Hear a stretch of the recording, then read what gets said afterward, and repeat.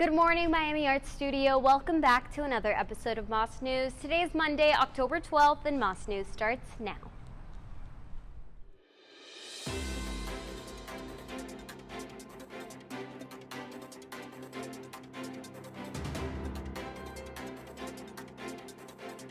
Reporting from Miami Arts Studio, welcome to Moss News.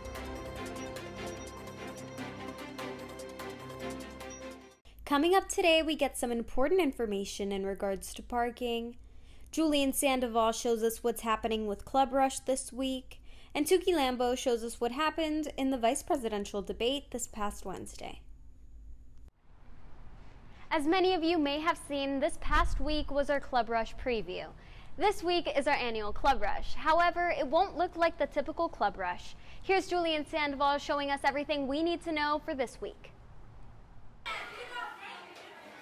Club Rush is a yearly event here at Mass where every club comes together to show what they're all about.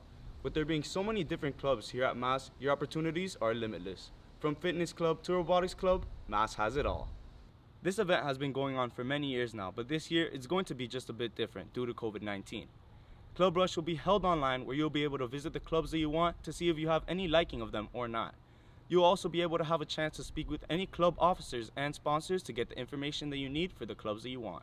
Club Rush will be taking place all throughout this week as there will be different Zoom calls held for each individual club. Club Rush is going to be very, very different this year. This year we're having our first ever virtual Club Rush. And with this, clubs will be posting a little bit of information on how to get access to those clubs. And then they'll be performing informational Zooms throughout the week in order to gather information to see if it's something that people are interested in doing. Every club here at Mass is different in its own way. It's very good to be part of after-school activities as they can help you build your resume or get community service hours. Well, at our school, clubs have always been a great way to get hours. This year it may seem challenging to get the required amount of hours, but I think joining any club can help you tremendously. Each club is always holding some kind of fundraiser or service event where you can collect some hours. And above all, it feels good to give back to the community in a meaningful way. Although the coronavirus is affecting how our school and these clubs will run, here at Mass, we are moving full steam ahead whether the club meetings will be held physically or virtually. I'm Julian Sandoval, signing off. Thank you, Julian. This past Wednesday was the first vice presidential debate. And as the deadline to vote approaches, remember to inform yourself as much as possible of the candidates. Here's Tuki Lambo giving us some insight on the vice presidential debate. With the start of the 2020 presidential campaign comes all the important political debates. On October 7th, the vice presidential debate took place between the Democratic nominee, Kamala Harris, and the Republican nominee, Mike Pence. Although this debate took a much more calm and cordial approach, there are still many opinions floating around this debate. I'm Tuki Lambo bringing you updates on this year's vice presidential debate. The main talking points of the debate were regarding the coronavirus, the Supreme Court nomination ceremony, and the justice system. The debate kicked off with questions regarding the nation's response to COVID-19. Harris accused the Trump administration of poorly handling the pandemic. The vice president and the president were informed about the nature of this pandemic. They knew what was happening and they didn't tell you. Can you imagine if you knew on January 28th?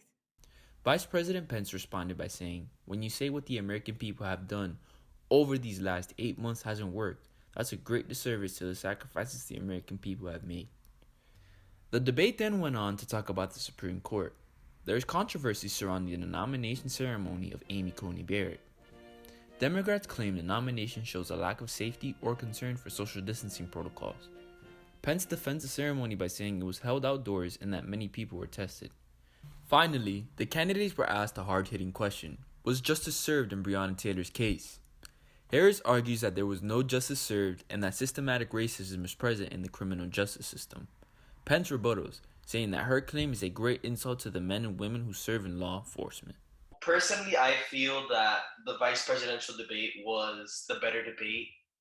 The vice presidential debate was actually a lot better, in my opinion, and I was able to get more information out of it and understand the candidates' points and their reasoning for picking or citing for a certain point or position. Unlike the result of the first presidential debate, the vice presidential debate seemed to sway the polls towards Donald Trump. According to the website projects.538.com, In Florida polls, Donald Trump led Joe Biden 49% to 43%. This is unlike the first presidential debate, as the vice presidential debate seemed to sway the votes towards the Republican candidate. Although the presidential election still has a long way to go, it is important to stay informed so when the time comes, you're prepared to make the decision you deem is best. Be sure to tune in to the next presidential debate, which is set to take place here in Miami. Reporting for Mass News, this has been Tuki Lambo, signing out. As we come back to school, many students will be parking in the student parking lot. Here are some important reminders for students driving. First, the parking lot gates will be closed once the parking lot is full or at 7:35 a.m. Upon entering the lot, all music must be turned off. A decal with a visible decal number must be displayed at all times that the car is in the lot.